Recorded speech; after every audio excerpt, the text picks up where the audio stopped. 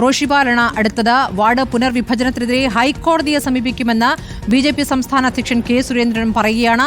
മാനദണ്ഡങ്ങൾ പാലിച്ചിട്ടില്ല, ജനവികാരം മറികടക്കാൻ മുൻകൂട്ടി തയ്യാറാക്കിയ പ്ലാൻ പ്രകാരമാണ് വാർഡുകൾ വിഭജിച്ചത് എന്നാണ് കെ. സുരേന്ദ്രൻ പ്രതികരിച്ചത്. അപ്പീൽ പോകാനുള്ള അവസരം പ്രഹസനമാണ് എന്നും ബി.ജെ.പി. പ്രക്ഷോഭം തുടങ്ങുമെന്നും സുരേന്ദ്രൻ പ്രതികരിച്ചു. ആദ്യം ആ പ്രതികരണം കാണാം. വളരെ വ്യാപകമായ കൃത്രിമം ഡീലിമിറ്റേഷനിൽ നടന്നിരിക്കുകയാണ്.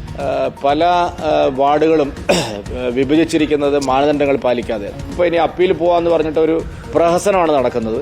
അതുകൊണ്ട് ഞങ്ങൾ നിയമപരമായിട്ട് തന്നെ ഇതിനെ നേരിടാൻ തീരുമാനിച്ചിട്ടുണ്ട്. ബഹുമാനപ്പെട്ട ഹൈക്കോടതിയെ തന്നെ ഞങ്ങൾ സമീപിക്കുകയാണ്. മാത്രമല്ല, പ്രക്ഷോഭങ്ങൾ ഞങ്ങൾ ആരംഭിച്ചിട്ടുണ്ട്. ഇപ്പോൾ തിരുവനന്തപുരം കോർപ്പറേഷനിലൊക്കെ ഞങ്ങൾ പദയാത്രകൾ തന്നെ ജനങ്ങളെ നേരിട്ട് കാണുന്നതിന് വേണ്ടിയിട്ട് വ്യാപകമായ തോതിലുള്ള പ്രക്ഷോഭങ്ങളും ആരംഭിച്ചിട്ടുണ്ട്.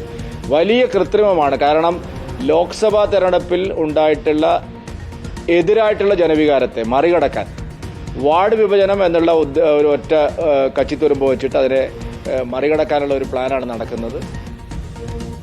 റോഷിപാൽ, ഇപ്പോൾ ഈ ഭരണഘടനയുടെ 243C വ്യവസ്ഥ പാലിക്കപ്പെടാതെയാണ് ഈ വാർഡ് വിഭജനം എന്നുള്ളതാണ് വ്യാപകമായ പരാതി. ഇതിപ്പോൾ UDF-ൽ നിന്ന് പരാതി ഉയരുന്നു, BJP-യിൽ നിന്ന് ഉയരുന്നു. അതുകൂടാതെ CPI പോലും കോടതിയിലേക്ക് പോകാനുള്ള ആലോചനകളിലേക്ക് കടക്കുന്നു എന്നാണ് അറിയുന്നത്. ഇതിപ്പോൾ ഇതിന്മേലൊരു പരാതികൾ പറയാനുള്ള സമയം അവസാനിച്ചില്ലേ? 4-ാം തീയതി ആയിരുന്നില്ലേ അവസാന തീയതി?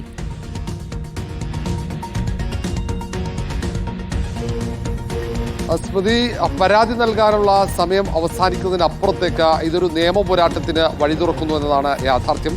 കാരണം BJP ആകട്ടെ UDF ആകട്ടെ എല്ലാവരും ഹൈക്കോടതിയെ സമീപിക്കാനുള്ള തീരുമാനമെടുത്തു കഴിഞ്ഞു.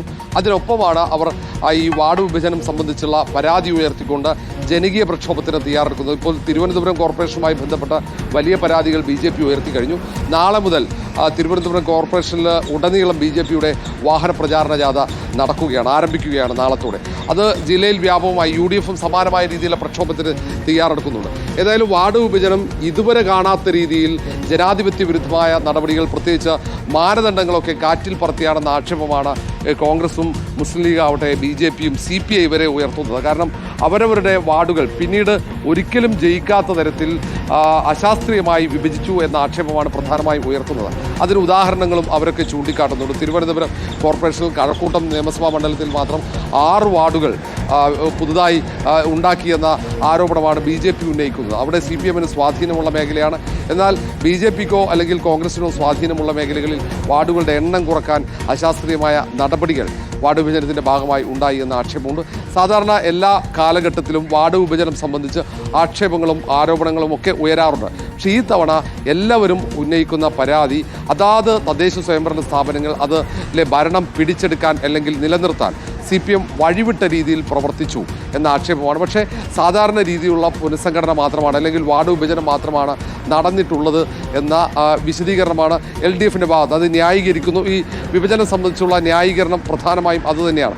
അതിൽ രാഷ്ട്രീയ ഇടപെടൽ ഉണ്ടായിട്ടില്ല. എന്തൊക്കെയാണോ ഈ വാർഡ് വിഭജനത്തിൻ്റെ മാനദണ്ഡങ്ങൾ അത് എല്ലാം കൃത്യമായി പാലിച്ചിട്ടുണ്ട് എന്ന വിശദീകരണമാണ്. ഏതായാലും ഇനി അങ്ങോട്ട് അത് നിയമ പോരാട്ടമാണ്. ഓഗസ്റ്റ് മാസം ആകുമ്പോഴത്തേക്കും തദ്ദേശ തെരഞ്ഞെടുപ്പാണ്. മാത്രവുമല്ല അതിന് പിന്നാലെ നിയമസഭാ തെരഞ്ഞെടുപ്പിലേക്ക് പോകുന്നു. കഴിഞ്ഞ ലോക്സഭാ തെരഞ്ഞെടുപ്പിലെ വലിയ തിരിച്ചടി അത് അതിജീവിക്കാനുള്ള ഏക അവസരമാണ് ഈ വാർഡ് വിഭജനം എന്ന രീതിയിൽ CPM ഉപയോഗിച്ചു എന്ന ആക്ഷേപം അത് BJP ഉയർത്തുന്നു, UDF-ഉം ഒക്കെ ഉയർത്തുന്നുണ്ട്. ഏതായാലും ഈ തദ്ദേശ തെരഞ്ഞെടുപ്പിൽ മുന്നേറ്റമുണ്ടാക്കാനുള്ള തയ്യാറെടുപ്പുകൾ ഓരോ രാഷ്ട്രീയ പാർട്ടികളും നടത്തുമ്പോൾ ഈ ഒരു വാർഡ് വിഭജനം എങ്ങനെ അവർക്കൊക്കെ തിരിച്ചടിയാകും എന്ന കാര്യത്തിലാണ് ഇപ്പോൾ ചർച്ചകൾ നടക്കുന്നത്. ഏതായാലും നിയമപോരാട്ടം ശക്തമായി തന്നെ ഇവരൊക്കെ തുടരും. അതിനൊപ്പം വലിയ പ്രക്ഷോഭവും ഉണ്ടാവും. അതെങ്ങനെയാണ് സർക്കാർ പ്രതിരോധിക്കുക അല്ലെങ്കിൽ LDF ഈ പ്രചാരണങ്ങളെ പ്രതിരോധിക്കുക എന്നതും വ്യക്തമല്ല. ഏതായാലും ഇതിൽ ഉയർത്തുന്ന കാര്യങ്ങൾ പലതും വാസ്തവമാണെന്ന് നമുക്ക് പരിശോധിക്കുമ്പോൾ മനസ്സിലാവും. പലയിടങ്ങളിലും അനാവശ്യമായി കൂടുതൽ വീടുകൾ ഈ വിഭജിച്ച വാർഡുകളിലേക്ക് ഉൾപ്പെടുത്തിയിട്ടുണ്ട്. അതിനൊക്കെ ചില മാനദണ്ഡങ്ങളുണ്ട്. അത് പലയിടങ്ങളിലും പാലിക്കപ്പെട്ടിട്ടില്ല എന്ന പരാതി, അതിൽ പല പരാതികളും വാസ്തവമാണ് പ്രാഥമിക പരിശോധനയിൽ തന്നെ ബോധ്യപ്പെടുന്നുമുണ്ട്.